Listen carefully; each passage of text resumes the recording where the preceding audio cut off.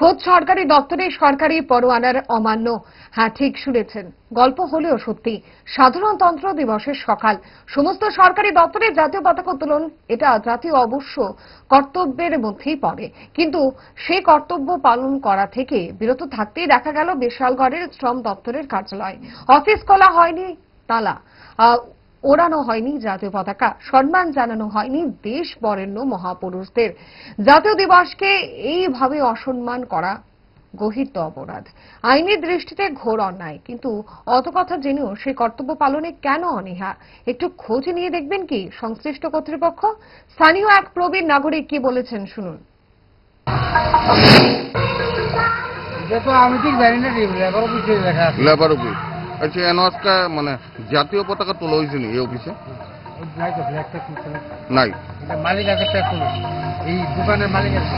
না না, ফ্ল্যাগ তোলা হয়েছে নি, জাতীয় পতাকা দেখছি না, মিটিং তোলা হয়েছে না।